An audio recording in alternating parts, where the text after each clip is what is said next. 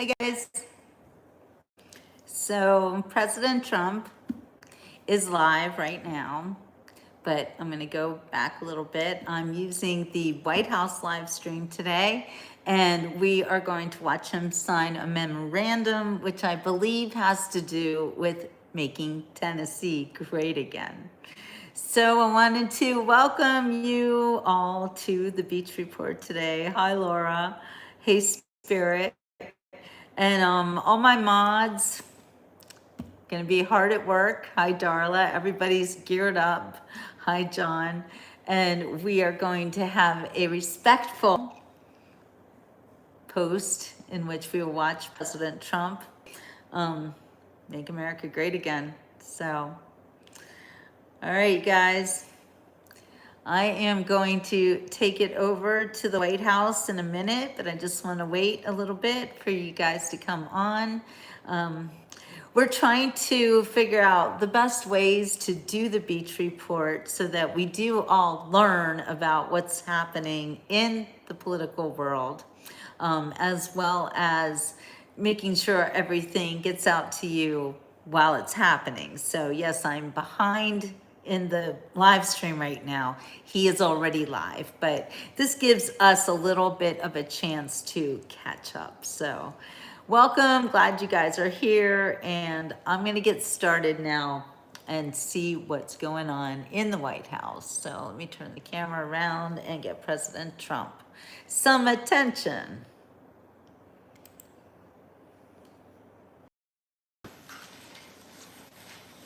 Hello, everybody. Nice to have you here. We have some big things to announce. Today, at the request of Governor Bill Lee of Tennessee, who's standing with us, as you know, I'm signing a presidential memorandum to establish the Memphis Safe Task Force, and it's very important because of the crime that's going on, not only in Memphis, in many cities, and we're going to take care of all of them, step by step, just like we did in D.C. We have virtually no crime in D.C. right now, and we're going to keep it that way. It's our nation's capital. We're going to keep it that way, or we're going to federalize it if we had to, but we don't have to anymore because it's in such great shape. This task force will be a replica of our extraordinarily successful efforts here, and you'll see it's a lot of the same thing. All the numbers here are really something. They're really bad. Now, we did send FBI in about 4 months ago to work, and it brought some of the numbers down, and they did a great job, but we're sending in the big force now. We also sent them into Chicago on a sort of a moderate basis, and we brought down crime a little bit in Chicago, but we're now going to bring it down very big. We're going to be doing Chicago probably next. I was with a great businessman, a man who is involved in all cities through his business, and I say, who do you think should be next after Memphis? And he said, sir, you've got to save Chicago. We're going to wait a little while. But he said, you got to save Chicago. You can't let it go. And this is a very prominent man that everybody knows in this room. Another man in Memphis was saying, Bill, he was saying, very interesting, he's on the board of FedEx. And his hotel is about a block away. And he said, when I walked there, I said, you know, I don't want to do this again. I never want to do it again. And they won't let me walk there. They take them in armored vehicles. They take the board members of FedEx in armored vehicles like a block away to the hotel. This shouldn't be the U.S. This shouldn't be the United States of America. The task force will be a replica, as I said, and it's going to be, I think, equally successful. This is a tremendous success we've had in Washington, I can tell you, and everyone knows it. And people in the White House that work here and other people that I know are calling me and thanking me. They're going out to dinners. They're doing things that they haven't done in years. The effort will include the National Guard as well as the FBI, ATF, DEA, ICE, Homeland Security investigations, and marshals, and more along the prosecutors. We're going to have DOJ led by U.S. Attorney for the Western District of Tennessee, who is here or not here. Is that person here? That person is going to be very busy. So we're going to have U.S. Attorney for the Western District of Tennessee, and most importantly, Pam Bondi's here. She's heading it up, and she's doing an unbelievable job in every respect beyond this. So also worked with some of the members of the team right here on D.C., and we're very proud of that. We essentially had the crime down to a very low rate in 12 days, and within another 10 days after that, it was so incredible. And it continued at that level, and we're going to continue. We have to because it's our capital. This team will deploy the full powers of federal law enforcement agencies and enforcement generally to restore public safety and get dangerous career criminals off of our streets. We're going to get them off.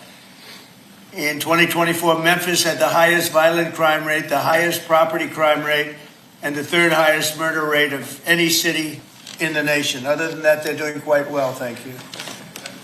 A person is 4 times more likely to be murdered in Memphis, Tennessee today than in Mexico City.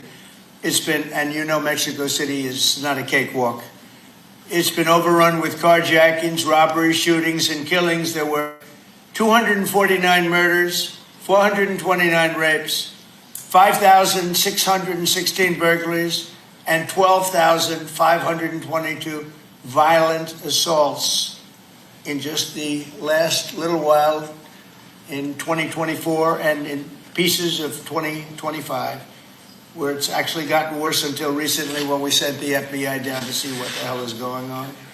Last month, a vicious thug carjacked an elderly woman parked at the movie theater, dragged her out of the car, and body slammed her into the pavement, where she is still trying to recover. It probably won't be successful. So we're not going to allow this kind of savagery to destroy our society anymore. We're stopping it, doing one by one time, but we want to go quick. We don't want to lose Chicago. We're going to lose Chicago. We're going to lose places like you go to St. Louis.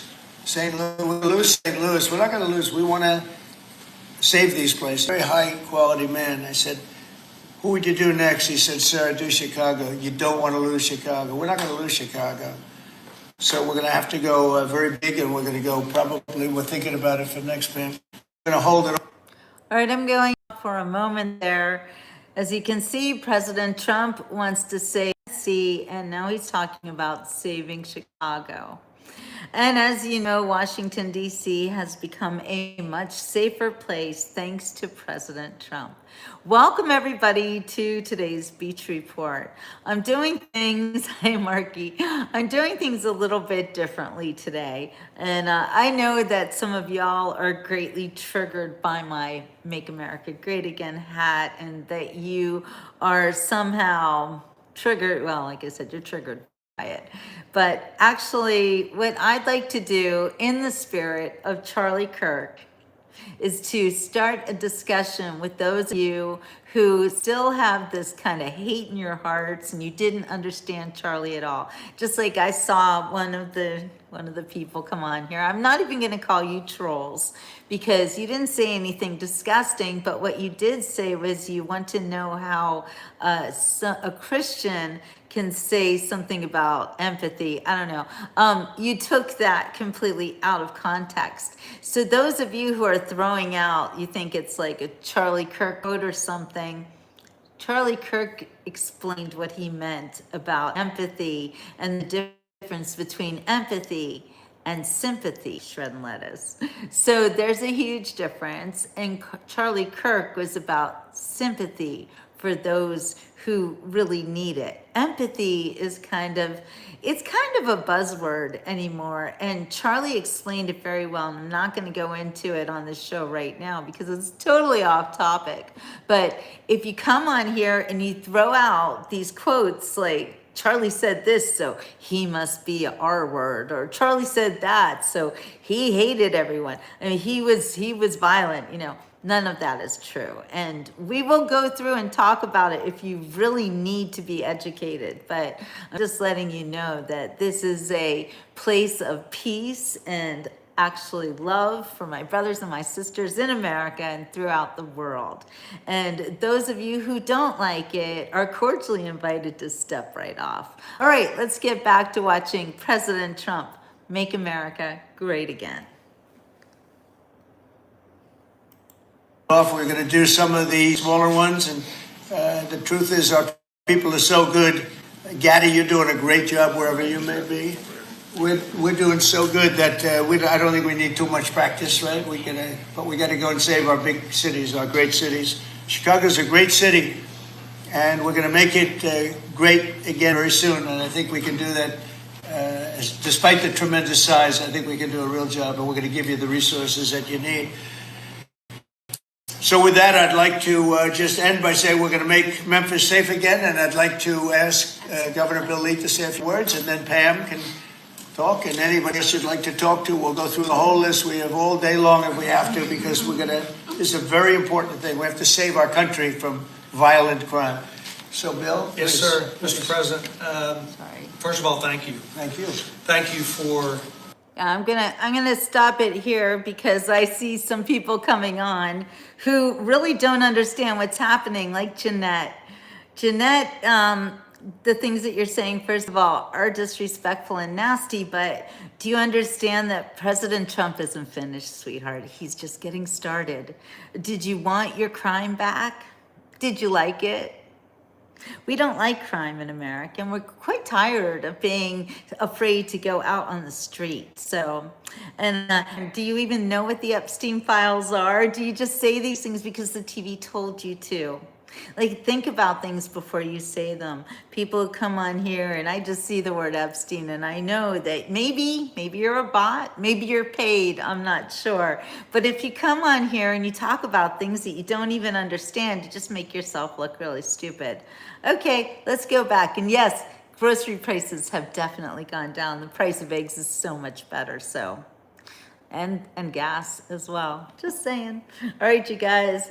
Hey, Sabha. your commitment for federal resources to the great city of Memphis. And it is a great city, and it has a great history and a great legacy. And we are very hopeful and excited about the prospect of moving that city forward. I've been in office 7 years. I'm tired of crime holding the great city of Memphis back. And I have spoken today with the director Glad you're here, of WM. the U.S. Marshals, with the director of the FBI, with General Bondi. We realize that this effort of multi-agencies that will combine the work of the Tennessee Highway Patrol and the local police departments, when we come together, we can make significant change in our city, in the city of Memphis, and that is a powerfully important thing for the state of Tennessee, and I want to say thank you. This will be your proudest moment when we see you in 4 or 5 weeks, maybe sooner. You're going to see numbers that will drop and plummet like you haven't, just like we did in D.C. They plummeted. Nobody can even believe it. And they're going to plummet. It'll be one of your really proud moments, and you've done a good job too. But this will be maybe your proudest moment. Thank you, sir. Okay? And the director, as the director said, the goal is sustained. Right. Got to keep it. Sustained crime lowering, and that with this effort, I believe we can get there. We can finally get there for that city. Yep, we're going to have it sustained, long time. And your people are going to get better and better, and your police force has been terrific. They're working with us very much, as you know. Started it, as I said, on a little basis, and we got it down quite a bit, but now we go in for the big march, okay? And Director Patel and his team have done remarkable work so far. As you know, the numbers are great, and this will be one more step in the right direction for Memphis. That's true. Thank you. He's done a very good job. Thank you very much. Pam, please. President Trump, at your directive, we went in, as you all know, to D.C. and took over the city of D.C., working hand in hand with Metro Transit Authority. All of the agencies represented here today got over 2,000 violent offenders, got over 200 guns off the streets of D.C., and D.C. is safe again. And now, Governor, working with you and working with our 2 U.S. senators and all of our agencies working hand in hand, we're going to do everything we can to make Memphis safe again. That was President Trump's directive to us, and it's easy to do when you're working with such great leaders. And Secretary Noem, you have been instrumental in this, and Director Patel has already been into Memphis and gotten so many violent offenders and guns off the street, and that's what started it. And working, Stephen and Deputy Attorney General Todd Blanche, thank you. We've all been going nonstop, working hand in hand together, and Gowdy Serralta, Terry Cole, and and Director Driscoll of ATF wearing 2 hats, and Pete Hegseth with the National Guard, all working hand in hand and being out there for a month. You can't tell who's with what agency but for the t-shirt they're wearing, because everyone's working hand in hand, and that's why we've been so successful. We're going to do that in Memphis, and we're going to get crime off the streets.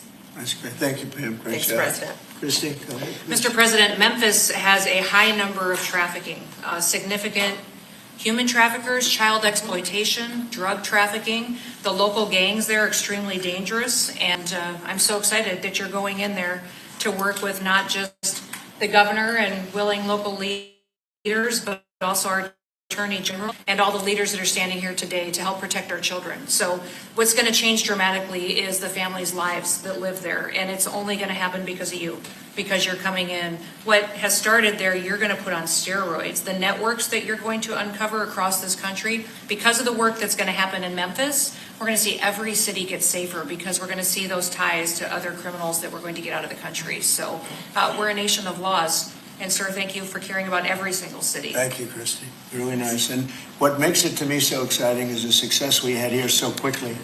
And, you know, we've taken close to 1,500 people out of D.C. But when I saw the result happen so quickly, and so many people are so thankful, and people that you pass them every day and they're fine, all of a sudden they're thanking me so profusely. It was so exciting what's happened, and continues to be what happened in D.C. And so that's what makes this, I think, even more exciting, because we know what's going to happen. We know we have the people. Look, we're sending in a lot of help. These cities have been taken over for years, and the last 4 years under Biden, what's happened is just a disgrace. So it really has, what the success we've had here has made it to me much more exciting, because I think we're going to have. Okay. Hello, everybody, and welcome to the Beach Report. I see we have quite a few people on here watching President Trump, and some of y'all are just saying some of the nasty, most disrespectful stuff I've ever seen. And you say it to me, you say it to Trump. Do you really want to live in a world like this? Do you really want to be that person that we can all see your heart full of hate for someone who just wants to make this country better? Some of you, I think, are like actively wishing that you could have your crime back. This isn't a police state that we want to live in. We want to live in a place where law and order means something. And we can go out to dinner, and we can park our car on the street and not have to be afraid it's going to be broken into. You know, it reminds me of just a few months ago, I was in West Palm Beach, and I was parking my car, and there was a sign there warning me that if I have anything valuable in my car, or if I forget to lock it or something, then whatever happens is on me. That's a strange thing to say, when really, if somebody's going to break into my car, that's on them. It's not on me. I don't think I deserve to have my car broken into just because I forgot to lock it. Just like I don't think that Charlie Kirk had to be murdered just because you didn't agree with him. So the rules in this chat are you be respectful. If you have something to say that you really want to get it off your mind, you want to understand why I wear this hat and why I think the way I do and why there are patriots on here, then you can ask us questions and we can talk to each other. Don't you want to live in a society where people talk to each other instead of shooting at each other? Do you not prefer that? I voted for President Trump because he is peaceful. He wants peace. And if people are running around on the streets, shooting people up, he just talked about a violent attack against a woman. Nobody deserves that. I don't know about you, but I've been mugged on the street. And it's not very nice, and I didn't do anything to deserve it. But apparently, just walking around as a woman after 8 o'clock at night is something dangerous. I don't think that we should blame the victim. We should blame the criminals, and we need to get them off our streets, because good people need to live in America. not criminals. Okay, so the rules in this chat are be respectful. You got something interesting to say, you have a question, you ask it. We want to hear from you. We want to be your friends. We want to get along in this world. We want to make America great again, like for real. This is not some kind of a racist gesture or anything. For heaven's sakes, I was born and raised a Jew, so I know what anti-Semitism looks like. I know what racism looks like. And I'll tell you what, when I grew up in America, there really wasn't any more racism. People were pretty great with each other. And I think by the 80s, we all kind of understood that we really are all equal. And then the 90s, and then the Clintons, and then Obama. And those people wanted us to fight with each other. So if you're coming on here to pick a fight with me, think about why you're doing it, okay? And also realize that we got a bunch of mods here. And I'm not going to do the moderating anymore because that is not my job, okay? My job is to talk to you and try to get you guys to talk to each other. You know, we've got almost 900 people on here. Can we get along? That's what I want to know. Can we all get along? I want to make America great again. It's a real thing with me. So you can call me all the names you want. You can make fun of me. I don't care what you think about me, but I do care how you behave in my country.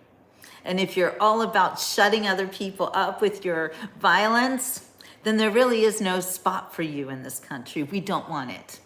We've put up with enough and we're done putting up with your crap. So that's what I have to say. I am MAGA mama, okay? So if you're young and you're confused and you really do want to someday own a home and have a family, let's talk about it, you know? This world can be so beautiful and wonderful if we would all just kind of simmer down and get to know one another and get to know why we think the way we think, okay? So let's try to talk because we are all now Charlie Kirk. All right, you guys, I'm going to turn it back around and we're going to see the rest of what President Trump is trying to do in getting crime off of our streets. You don't like that? I think there's something wrong with you. Or maybe you're a criminal, you know, rethink your goals. Just saying. All right, back to President Trump. Proportionally, I mean, you have cases where it's even worse. I have some people, we have some people quoted today that we took out of papers.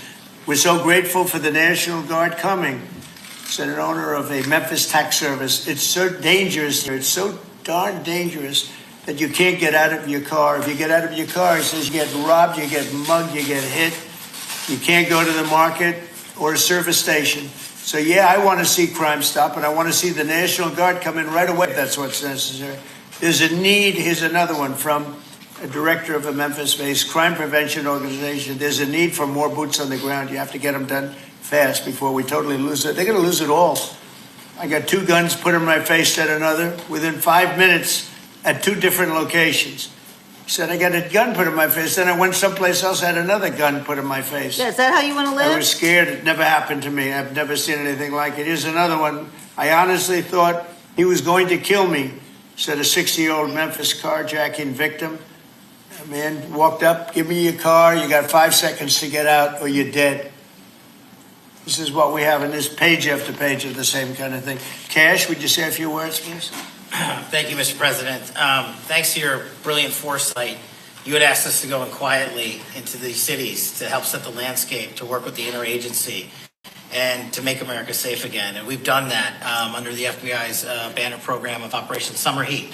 And the results are only as good as the prosecutions. And because the Attorney General and the Deputy Attorney General have mobilized DOJ to successfully prosecute so many violent criminals, we have set the landscape for the interagency to come into Memphis and really make it safe permanently. As the governor and the senators and the other directors were saying, it's not a short-term mission, but thanks to you launching us early, launching us quietly, not looking for the credit, Mr. President. We greatly appreciate your support and the advanced foresight you had doing that. It's so exciting, and somebody had to do this. A president should have stepped up long ago and saved these cities. So it's not that I wanted to do it, believe me. Somebody had to do it, and we're doing it in a big way. Excellent. Pete, could you say a few words, please? Yes, Mr. President. From day one, the DOW. The Department of War I'm glad you made that correct. Yeah, DOW. Woo! has been proud to stand with our partners across the interagency, whether it's the southwest border, whether it was Los Angeles getting ahead of that, whether it's right here in Washington, D.C., where Secretary Driscoll and the Army and the National Guard have taken the lead in helping across all of these great folks to secure the city. We are very proud to be here, to stand strong alongside law enforcement. We're glad that Memphis is the place to go. The volunteer state, we're not going to have any problems with the Tennessee National Guard being willing to go in and stand strong Not in at all. Memphis, sir. Not at all. And get ready because you'll be doing a lot of other places that are almost as troubled. You got it, sir. Some of them are equal. If you look at what's going on in Baltimore, where the governor is telling me how wonderful it is, and you can't walk across the street without being shot. Could I ask our two great senators to say a few words? Of please? course, Please, Mr. Marcia. President, thank you so much. I want to say a thank you to Director Patel because he had promised that he would come into Memphis. We've had Operation Viper there this summer. There have been over 500 arrests. There are over 100 indictments. And Memphis had the best stats they have had in years this past August.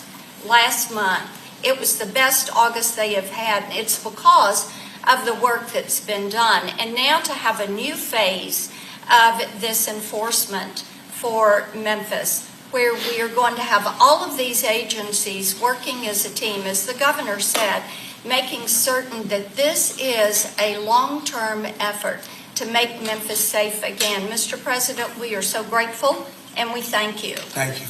Yeah, thanks, Mr. President. And this is an issue that's plagued Memphis since I was a boy, Mr. President. And it's time that we addressed it. And I appreciate your leadership allowing us to do that. And the team that you've assembled here is going to help us deliver the most fundamental responsibility of our government, and that's public safety. This shouldn't be a partisan issue. It shouldn't This should be. be something that is our primary goal. And Thank certainly, you. Wait a minute. So he just said the key words, right? This shouldn't be a partisan issue. Everyone should want to live in a safe society. What is wrong with you people? I've just asked you if you have questions, can we talk about it? But instead, you're just screaming into the void, saying things that make no sense. And I don't know, do you need attention or what you're doing, but can we talk to each other? Or is it not possible for some of you to be civil? Like, I have to wonder, how many of you are paid to come on my page and say stupid crap? And what is the payoff for this? Like, why would you possibly take the time to come on a show like this, see me in my MAGA hat, get super triggered, and just start squawking, Epstein, Epstein, Epstein? Like, it's boring. Nobody cares. You're like looking like a fool. Can you talk with us? Can you say something that's positive? Or, do you really want more crime? Are you a criminal? Is that why you like crime? I mean, I'm not understanding these people claiming that President Trump is lying constantly when he's telling you about people who were victims of crime. Look, I was a victim of crime too, a couple times. Maybe you've been a victim of crime. And I see you also claiming that I'm uneducated. Dude, I went to college for 4 years, okay? I graduated in 1987 from the Scripps School of Journalism at Ohio University. And I was an honor student, by the way. And then I became a journalist. My first job, and I know some of you are going to get super triggered at this, but my internship was at the Jewish Chronicle of Pittsburgh. So yes, I'm Jewish. I was raised Jewish. I accepted Jesus in 2018, so I am what you call a Messianic Jew. But anyway, I am not uneducated. I'm going to be 60 years old this year, and I've got a lot of wisdom, even if I never went to college, or not, which I did. But I'm just saying that when you get to be 60 years old, you live a lot of life. So those of you who are claiming that I don't know anything, that I'm just like blah, blah, blah, I've been a journalist since, like I said, 1987. I have covered all sorts of stories throughout the years. I've lived in Switzerland for 10 years, became a Swiss citizen, so I know about everything that has to do with immigration and how to do it right. And I did it right. I followed all the rules. And I'm a person who observes things and writes about everything. So I've written 2 books that I've just published. I just published someone else's book. So before you go flapping your gums, saying crap about me, and you don't know anything about me, I really do have the wisdom and the experience to help lead this country in the right direction, if you will just let me. I want to be your mega mama, just let me show you that we can have a beautiful country and we can get along. Do you want to live in a world of crime? Do you want to live somewhere where you are afraid to go out at night? Do you want you to be afraid when your kids go outside, they might be kidnapped or worse? Do you want to live like that? I don't. But we have been living like that for a very long time now, and we are very sick of it. And the crime that has been happening lately has just put us into what Charlie Kirk would call a turning point. We are at a turning point right now. So it means everything about the way that we handle it. So those of you just spewing hate at me, you're not listening to a word I say. You just see the red hat and you'll lose your minds. Look, I'll take it off, okay? Take off the red hat. Look at me. I'm just an American woman. I also have Swiss citizenship, but I don't want to live in Switzerland ever again. It's a socialist country. I loved Switzerland. It's very beautiful there, and I had some great experiences, but I'm going to fight for my country now. So you want to say stupid, nasty things to me, that's on you. You show us all who you are. Okay, we're going to turn around and we're going to get back to the show. So yes, leave if you don't like me. Instead of telling me to shut up, just go away, because I will never shut up. I'm going to be 60 years old in November. So if you think that I have learned to shut up by now, not going to happen. And not afraid of any of you who would like me to be afraid of you. Yeah, your death threats mean nothing to me. Okay, back to the president. I hope to see Memphis become the safest city in America, and thanks for the effort of all of your team Swiss here people have guns, by the way, make yes. certain that happens. Thank you, Governor Lee, and I want to say thanks to the Memphis Police Department and the Sheriff's Department there too, who have all worked closely to bring this together. I look forward to tremendous results. And I want to thank the FBI for the last 4 or 5 months, because they have brought down the numbers quite a bit. Chicago here and a couple of other places that we can talk about later if anybody wants to. Could I ask you to, Terry Gaddy, say a couple of words also? You really did lead the charge here, and you've done such a great job. Please. Mr. President, thank you for always supporting law enforcement. I think the major difference here in Washington, D.C. has been your support for law enforcement, has been empowering the men and women that are on the street working every single day. And I look forward to not only going to Memphis, but other places in Tennessee as well. And I think you'll hear from us real soon, Mr. President. Thank you for your support, sir. We have plenty of places. Yes, sir, we do. You know the country very well. That's great. Thank you, Terry. Thank you, Mr. President. I just want to say that we're honored once again to lead the charge with the United States Marshal Service, leading and joining 22 other federal agencies. I can say that today we spoke with over 30 of the local agencies, letting them know what to expect, giving them the template that we've done here in D.C., so they know what to expect. They're extremely excited. I think everyone is going to be well receiving the law enforcement surge that we're about to take to Memphis. Great job. Thank you. And I'm going to ask one of the best lawyers in the country. He is one of the best. Todd, say a few words, please. He is a great lawyer. Thank you, Mr. President. Yeah, I think it's been said for the past 15 minutes, the president ran on making this country safe again. And we do not make this country safe again unless we go into our cities where there's the most violent among us and go street by street and block by block and arrest the men and women in this country that are destroying cities and communities for the rest of us. And so what we plan on doing, as the governor said and the senator just said, this has been a problem in Memphis for a long time. We plan on delivering Memphis back to the citizens that are there to raise their families, to go to church, to be in their communities. That's our goal, and that's what we plan on doing, whether it takes 2 weeks or 2 years. That's what we're going to do. Thanks, Todd. The great Stephen Miller, please say a few words. Thank you, Mr. Show the President. same emotion you do in color. That's hard to do. I think that's good. See if I can do it. President Trump's initiative here in Washington, D.C., is important to understand, is the most successful anti-crime initiative in American history. I mean, just think about it for a second. In 30 days, President Trump put together a team that saw the largest ever violent crime reduction in any city in American history. Something that people had not been able to do in 40 years. That is a momentous achievement. And now the president is going to take that same model to Memphis, and as he said, more cities after that. The team that the president has put together has no equal today or anywhere in American history. I think what's happening here is that what the president has done is made clear. The power of federal law enforcement that was used for the last 4 years to harass and attack conservatives, to harass and attack Christians, to go after law-abiding families.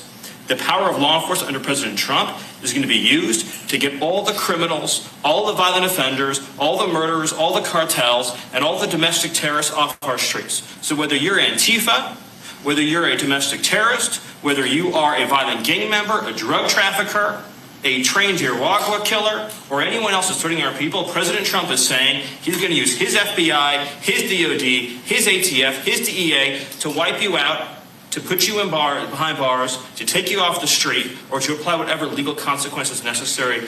Mr. President, I'm honored beyond words to be part of this team under your leadership as you've saved thousands of lives. Thank you very much. Come on over, let's sign that, sir. You want to say anything about our great military real fast? He's won a job, he's doing this guy. Mr. President, so our Army National Guard is honored to be part of this mission. This is their community. A lot of them are from D.C., they're from Tennessee. When you talk to them, when you talk to the actual population out there who interact with them every day, they say it's a blessing to have them as a part of their life. And then for the National Guard getting to have this where they get to improve their communities, where their kids are growing up and they're going to church, and this is where their families are. Many of them, sir, have said this is the honor of their lifetime, so thank you. Look at that nice face, and yet he's a killer. That nice, beautiful face. And he's a total killer. I don't know how you do it. Lotion, sir. Everybody here. All right, here we go.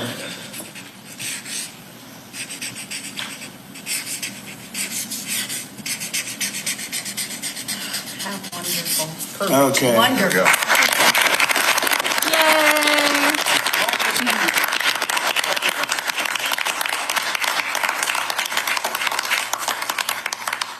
Thank you, Do you have sir. any? Thank you very much. Thank you. Thank you very Very much. much. Mr. President. No, thank you very much. Great job. Any questions, please? Yeah, Brian. First of all, you've got a...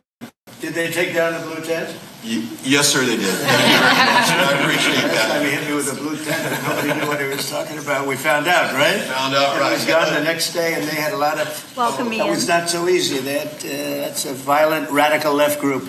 Okay, go ahead. I've heard a lot of comments for doing that.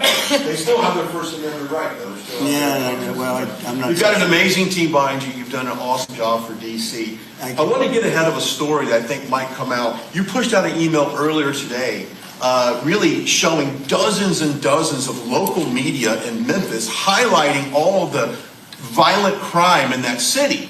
So they have no problem reporting the crime, but when you show up to solve it, they're going to run around town looking for that one person that says, we don't want Donald Trump in our city.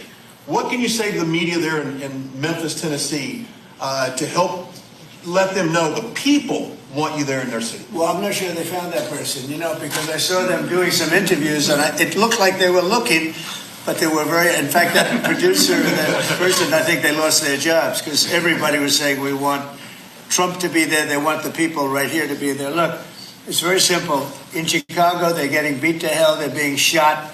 If you lose 6 or 7 people die over a weekend, they consider that a successful weekend. And when you consider that a successful weekend, that's pretty bad. I had the president of Poland here a few days ago, and we had a news conference. Many of you were here. And I made this statement. I said, we're very happy to announce that it's been over 2 weeks since anybody's been killed in D.C. And he looked at me like, is that supposed to be good? He's looking like, what kind of a place is this? And now it's been a long time, but, and as I was saying it, I said, I'm not sure if that sounds good to somebody. It sounded great to you, but it doesn't sound good to somebody from a country where they don't have violent crime like we have. But now it's a long time since that's happened. We went for years where at least one person was killed. Now you're not seeing it all. It's like the border. Millions of people a year ago, millions of people poured into our country. In the last 3 months, there have been zero, as reported by largely Democrats, actually.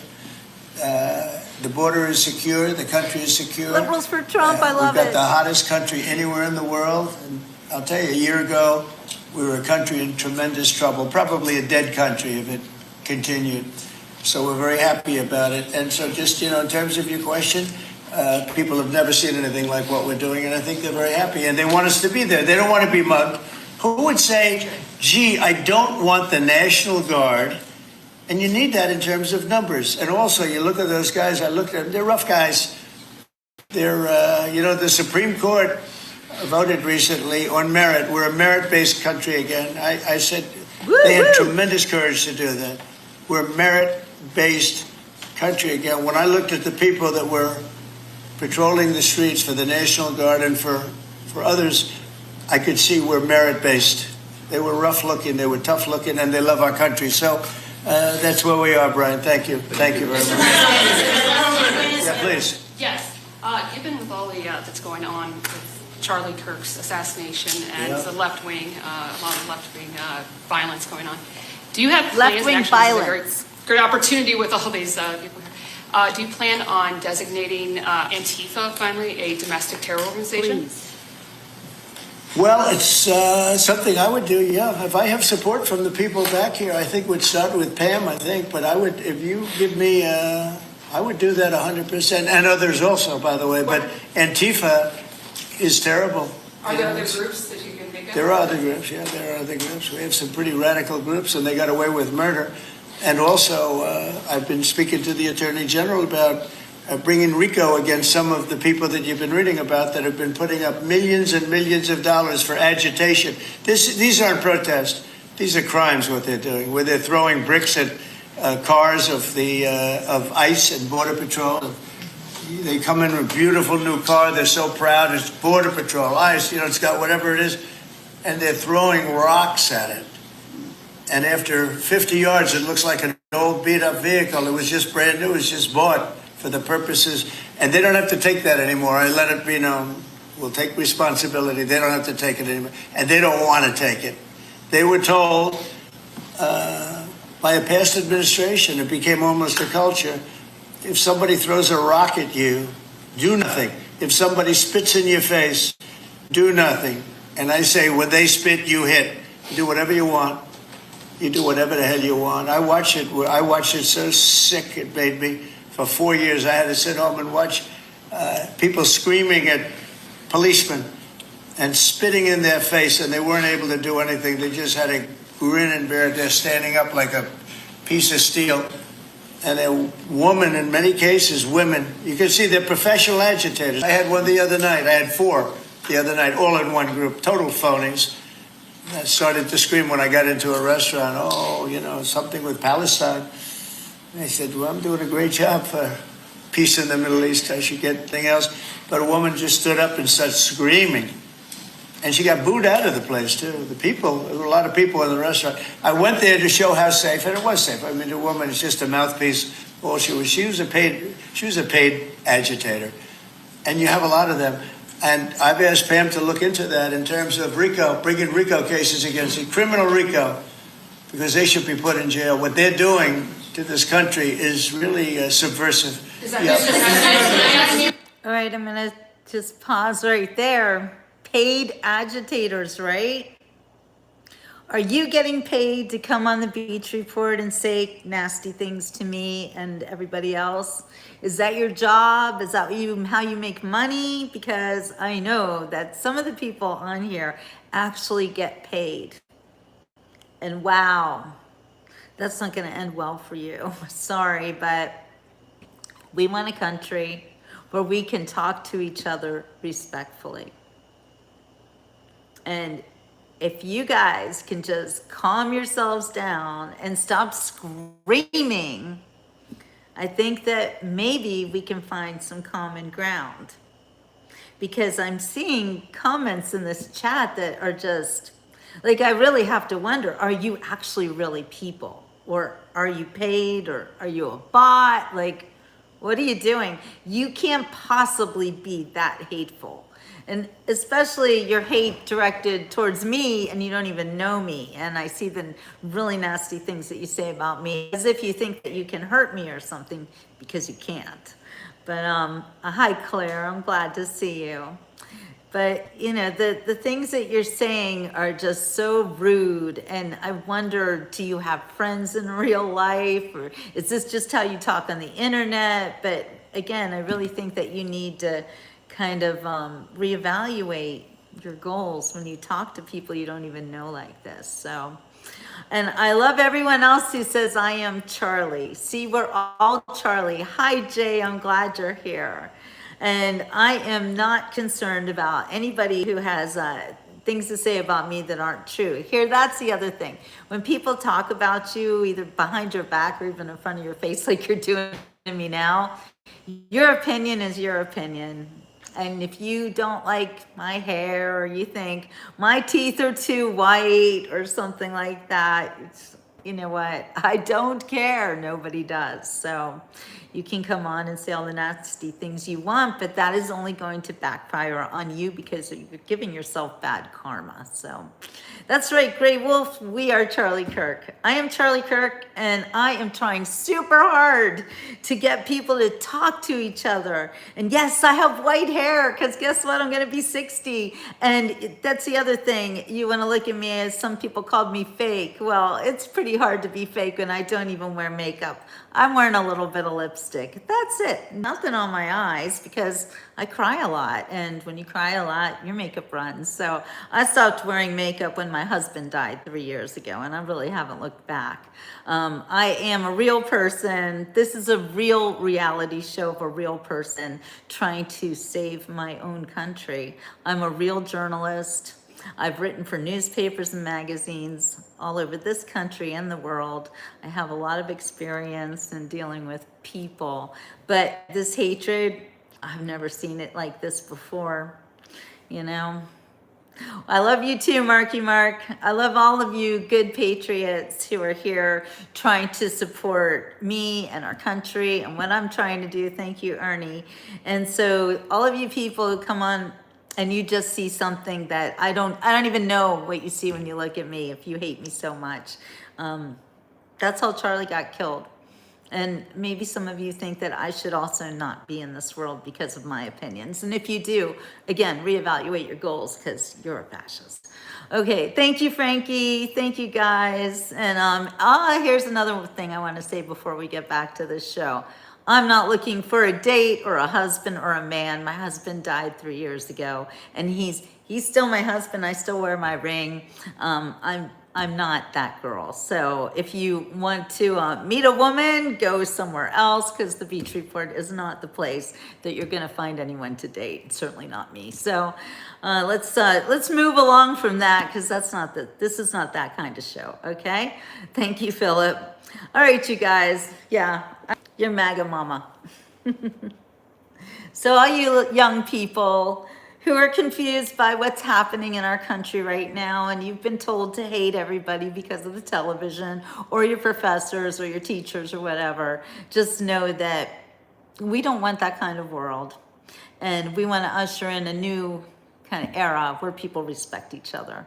All right, let's get back to the show. Mr. President, can I ask you one Yeah, on sure. crime and one on Charlie Kirk? You floated potentially going into St. Louis. You mentioned you want to go into Chicago next. Could St. Louis be after Chicago? It's going to be around there someplace. Yeah, we got to save St. Louis. Got to save these cities. This isn't like, we're going to do something. We have to save St. Louis. We have to save Chicago. I know all about Chicago. I have a great, beautiful building. I'm so proud of it. But, you get less proud when you see all the crime. When they announced 2 weeks ago, 11 people killed, just over a weekend, I think they said 38 people shot and 11 people dead. And then you watch Pritzker get up and say, we've got crime under control. And I will say that Cash and the FBI did a good job. With a very light force, they went in, and for about 4 months, Cash or so, they've been working on keeping crime down. They have brought the numbers down a little bit. But those are the easy numbers. You know, the first 20-25% are the easy numbers. That's where it gets. Then you have to bring in the big forces, right, which is what we always intended to do. But I think the FBI's done a very good job. In particular, in Memphis and Chicago, they brought it down a little bit, like 20% and 25%. Well, I guess it's not so little, but we have a long way to go. We think Chicago is going to be next, and we'll get to St. Louis also. And on Charlie Kirk's assassination. And New Orleans we want to get to, too. Your FBI is investigating the potential role of left-wing organizations in the assassination. I'm wondering if you think if Charlie Kirk's assassin worked alone or if he worked with. I don't know. I mean, I can tell you he didn't work alone on the internet, because it seems that he became radicalized on the internet. That's just by watching the same things that you're watching and hearing. It looks like he became radicalized over the internet. And it seems like his wonderful parents brought in a wonderful neighborhood, smart guy, great boards, great marks, great student. And then something happened to him over a fairly short period of time. It looks like he was radicalized over the internet, and it's radicalized on the left. He's a left.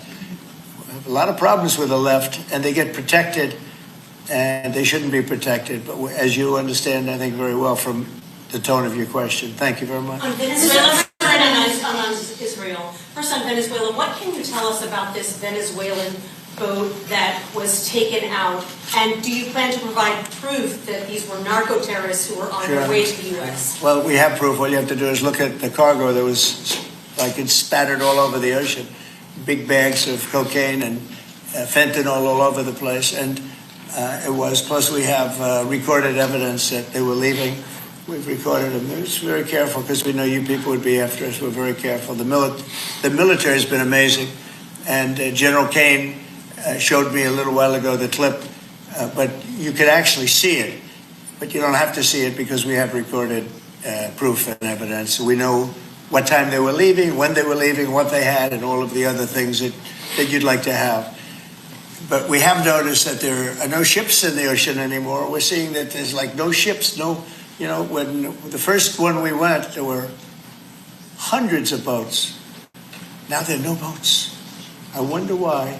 Meaning no drugs are coming across. Probably stopping some fishermen too. I mean, to be honest, if I were a fisherman, I wouldn't want to go fishing here. Just a nice, let's take a little trip, because I'd say, man, maybe they think I have drugs downstairs. I don't want that. I think the fishing business has probably been hurt. But no, there are literally no boats. This was a boat, and we were surprised to see it. Now, what does that mean? That means there's no drugs coming by sea. But they do come by land. And you know what? We're telling the cartels right now, we're going to be stopping them too. When they come by land, we're going to be stopping them the same way we stop the boats. And you'll see that. But maybe by talking about it a little bit, it won't happen. If it doesn't happen, that's good. But they killed 300,000 people in our country last year. And we're not letting it happen anymore. And then on Israel, did Bibi Netanyahu speak to you directly to alert you that Israel was going to be striking Hamas sites in Qatar? No, he didn't. No, he didn't. Yeah, go ahead. How did you learn of it? Same way you did. Go ahead, please. You mentioned that the shooter was radicalized online. Do you I think believe that social media by the way, companies... when I say that, that's my opinion. I think he was radicalized online based on what they're saying. Do social media companies bear any responsibility for that? And how does that I'm going to have to ask, I don't know, I'd ask Pam that question. I don't know if you or Todd could give an answer to that. Somebody has to bear some responsibility. You know, and President Trump, I've always told parents, you got to watch what your kids are doing on the internet, what they're doing online, what they're listening to, what they're reading. They're all online. They're all on their phones all the time. Parents have got to monitor that, because this starts when you're young. This starts when you're young, when you listen to these groups, when you watch these shows. And parents have got to just be vigilant. So sure, that's part of it. And they're meeting kids online who they think are kids, and they can be anywhere in the world, and talking to them. And yeah, they are being radicalized. Mr. President, he went bad, and he just went bad very quickly in a sense, because he sort of led a very normal life, a life of, great education, schools, everything else. But somewhere along the line, something happened. Yeah, please. Thank you, Mr. President. How will you send the National Guard into Chicago without the cooperation of the governor and the mayor? Well, if they do cooperate, that's good. If they don't, it's not going to matter to us at all. You know who wants to help us? Police department. They have no respect for the governor. They have no respect for the mayor. They respect us. And we found that in Washington. You know, we haven't had total support in Washington from government, as you know, from everybody. I don't want to say the mayor because she was better than most, but we haven't had great, but we have had great support from the Metropolitan Police. They're like brothers of these people. They're really like brothers. You see that. They work together. And so if the governor wants to support, as I said in the bill, it's going to be his proudest moment, what he's going to do, the governor of Tennessee, what's going to happen with Memphis. In 3-4 weeks, we'll stand together and we'll say, look at this. The crime has almost disappeared, maybe completely disappeared. In Washington, they don't even know how to record it because it's down so much. You know, they've never heard. I heard 87% is down. I said, really? Who are the 13%? Because it's more than that. It's actually more. Hard to believe, right? You'll have the same results in Chicago. And we hope we have the governor's help, but if we don't, we're doing it without him. Mr. President, Make journalism. framework that's been agreed to with TikTok, for example. Will China continue to have a stake in the company, or will it go? Well, we haven't decided that, but So I'm going to break in again. I need to go back a little bit to President Trump and especially Pam Bondi talking about the children online. So Marsha Blackburn did I believe she had a hearing with the whistleblowers from Meta. And we found out that Mark Zuckerberg has been lying so much about the age of kids on Meta that, you know, he told us that there was no one under 13 there. Turns out they're even as young as 10 years old. And when they go on Meta, they're literally accosted by child predators just everywhere. And kids are like being offered up on Facebook as prizes for very bad people. So I just wanted to break in quickly and point out that if your children are online, on social media, get them off. And don't let them have a smartphone. I think that our society has been destroyed. I wrote something on my Facebook page that I think is really true, that when phones were tied to the house, people were free. Think about that, huh? And many of you don't even remember when phones were tied to the house. I do. Okay, going back to President Trump. it looks to me, and I'm speaking to President Xi on Friday for confirmation of that, and, you know, frankly, more importantly, a big deal. And we've had very good meetings. As you know, we were in Europe, our people, Scott Bessent and Jameson Greer and others. And it was a very big meeting with China. And, you know, they're treating us with respect. We treat them with respect, too. But it was very successful. And on top of it, we have what could be a very good deal. Don't forget, I've had more people say, could you try and keep TikTok alive? I use TikTok. I mean, I have to admit it in the election, and look how I did with you. No Republicans come close. I blew everyone away. You know, if you look back not so long ago, Romney, he got like 7% of the youth. I got like 8 times that amount. I got tremendous numbers of youth. By the way, I want to say, Charlie helped me. And Charlie was the one, get on TikTok. He used to say to me, get on TikTok. Charlie was unbelievable. So probably, and I did, I had somebody named TikTok Jack.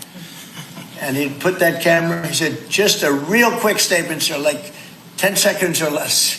They didn't like anything over 10 seconds, but it worked. But Charlie is the one that really, and my son Barron also. And I have to say, Don, Eric, the whole group, it's important. And it can maybe even bring us closer to China. We had a very good meeting with China. I was surprised. I didn't expect it to that extent. And I'm going to speak again with President Xi on Friday. And, you know, I think that'll confirm things up. Question on Charlie Kirk and crime. On Charlie Kirk, do you plan to speak at the funeral, and what would your message be? Well, I'm going on Sunday. We're taking a whole plane load, and having. I was invited on Saturday, but I said I'd rather save it for Sunday. You know, we're going to have a stadium, and I'll bet that stadium is going to be pretty packed, maybe completely packed. It's going to be big, but I'm going to be at the stadium, and I guess I'll say a few words. I don't know, but I guess I will. But I knew him very well. He was an amazing guy. He was all about young people, getting them started right, and he was like a magnet for young people. They just attracted to him. He loved them, and they attracted to him. His wife is a tremendous person, by the way. He always had great respect for his wife. He got married. I didn't know he was getting married. I heard he got married, and he loved her. He really loved her. She loved him, and I think she'll have something to do with keeping that whole thing going. You know, Turning Point it became a very big deal, and I heard they had like 38,000. So he wanted to get it up to 20,000 chapters. That's a lot. That would have been a lifetime's work. I heard that over the last 4 days, they have 38,000 people want to. All right, wait, I just, hey, P, when do conservatives riot? Have you noticed anybody in Utah, for instance, boarding up their buildings because they're so afraid that MAGA's going to riot and destroy their businesses? Is that really a thing? Because it's not. In fact, you may not know this, but I believe it was yesterday, Fox News actually in Utah, they found a bomb. They actually found the guys lighting the bomb underneath the Fox News van, and it was in front of a building that people are in, and we all know that bombs in front of buildings, that's a pretty bad scene. Fortunately, these guys were not good at building bombs, and their bomb didn't go off. So, but see, y'all are calling MAGA violent and stuff, and we don't understand that. So I'm gonna put this out to you, those of you who think that we're the ones who hate people and we're violent and we riot and stuff.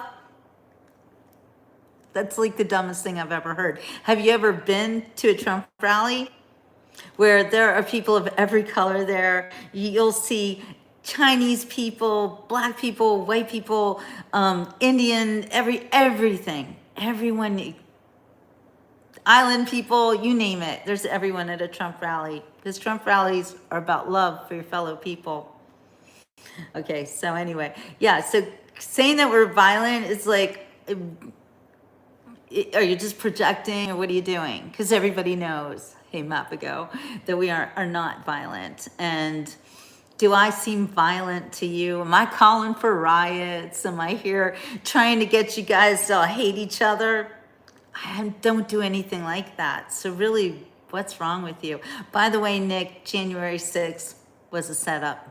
Okay, back to Trump.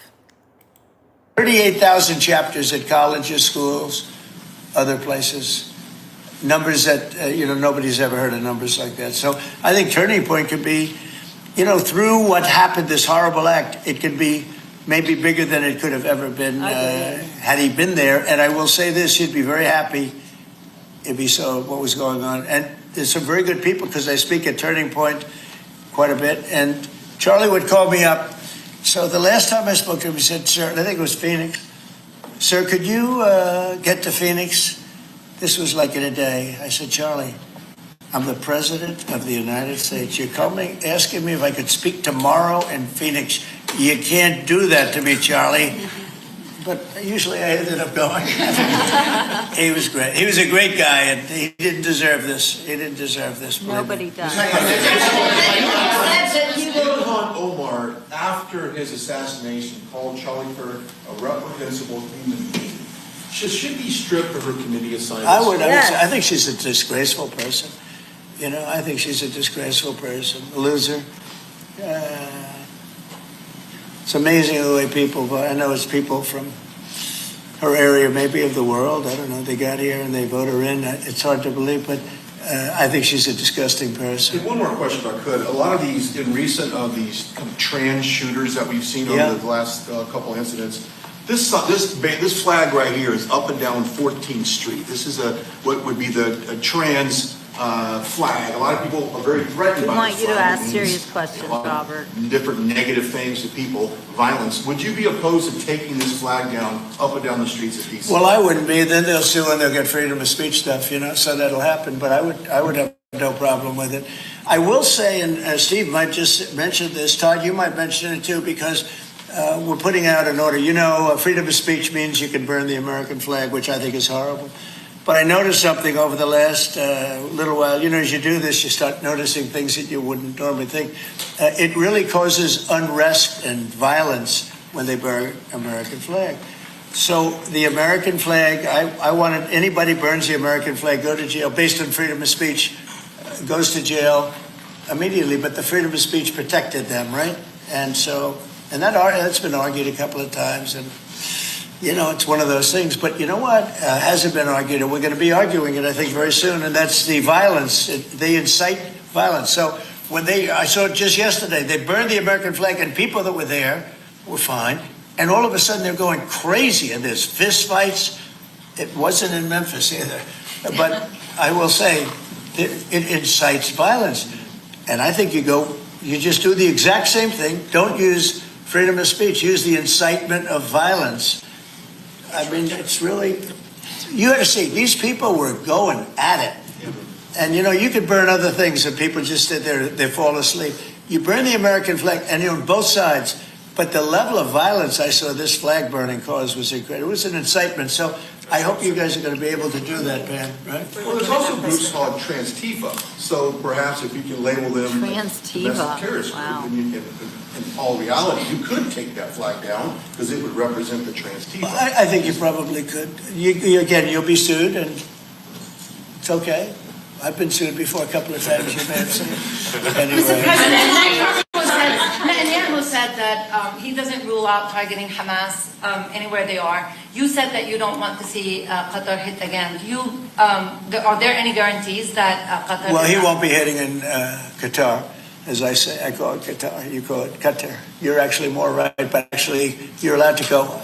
The Emir said you can say it any way you want, but I've always thought of it as Qatar. I think it's a beautiful sound, and actually they've been a very good ally.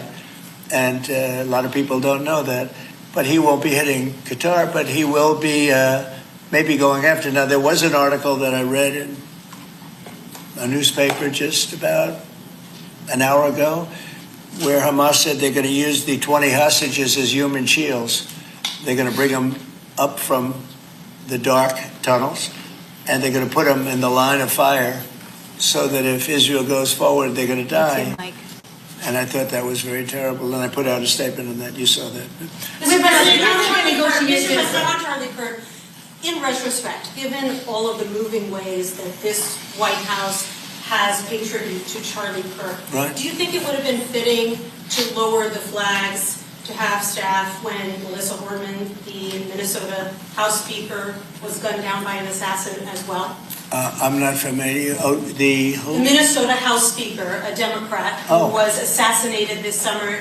Well, if the governor had asked me to do that, I would have done that. But the governor of Minnesota didn't ask me. I didn't.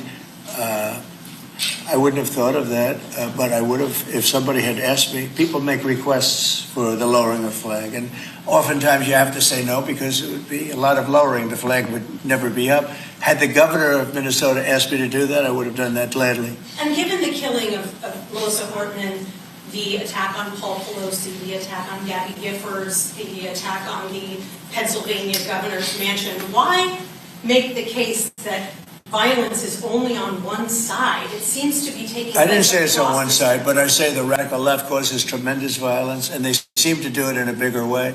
But the radical left really is caused a lot of problems for this country. I really think they hate our country.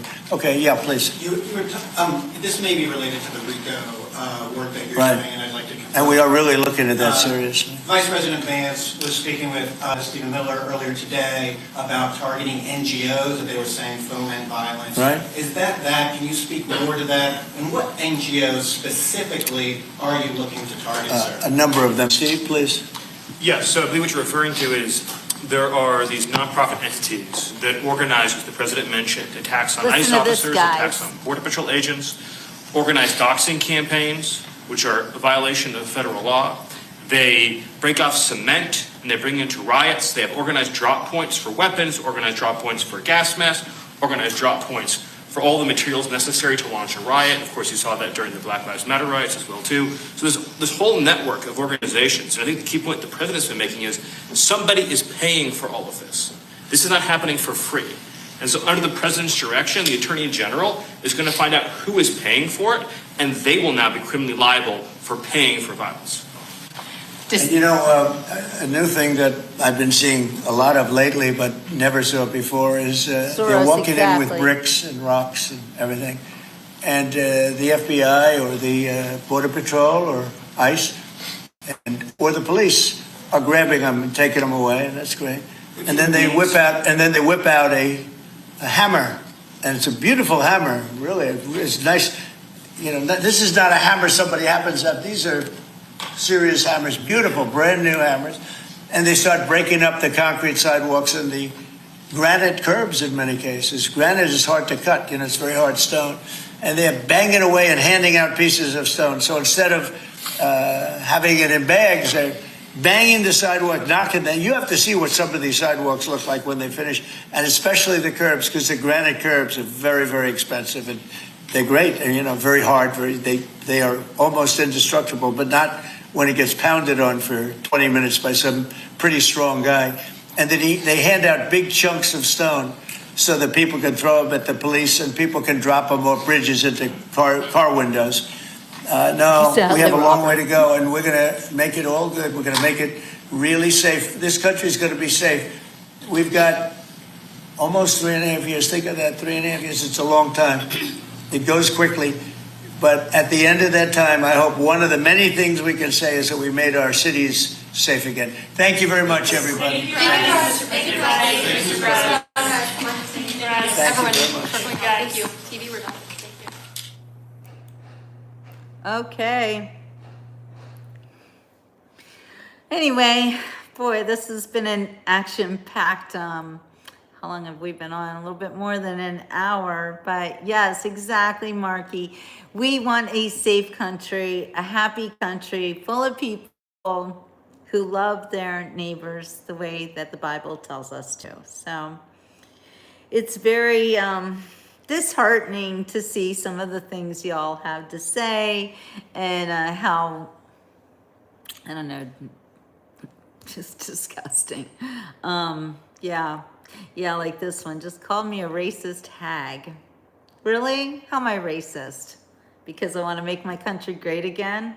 By the way, I don't have a racist bone in my body.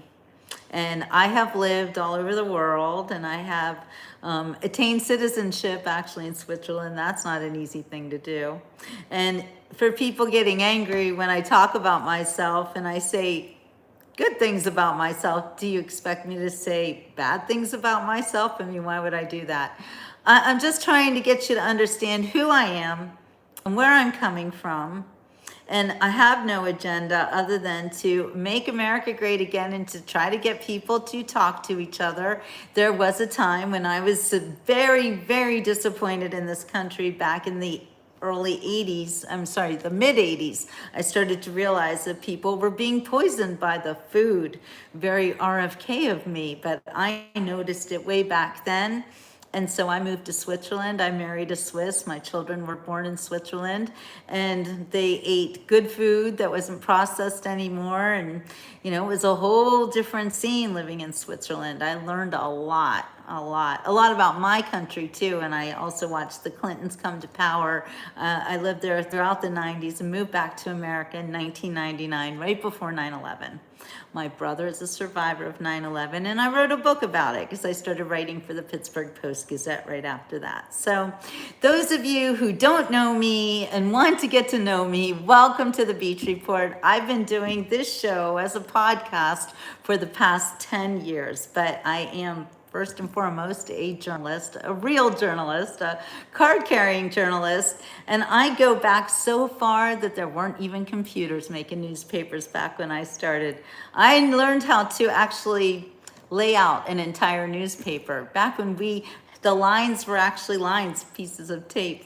That's how we did it back in the day. So I've been around a long time. I've seen my profession morph from I really did think that, that journalism was a truth teller profession and something that you could rely on. And then I learned from TV news, if it bleeds, it leads, all sorts of crazy things like that. But when I went to college at the Scripps School of Journalism at Ohio University, I was taught really well.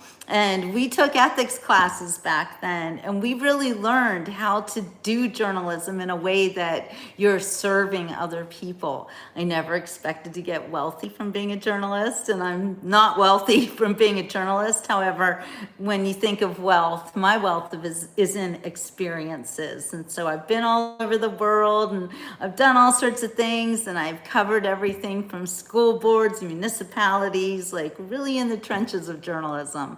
And it is not a profession that you take lightly. It's a very, very important profession because you're telling other people what's going on in their community. And I always took it super seriously. And the older I get, the more I look at journalism as kind of a ministry, because you do have to minister to people these days.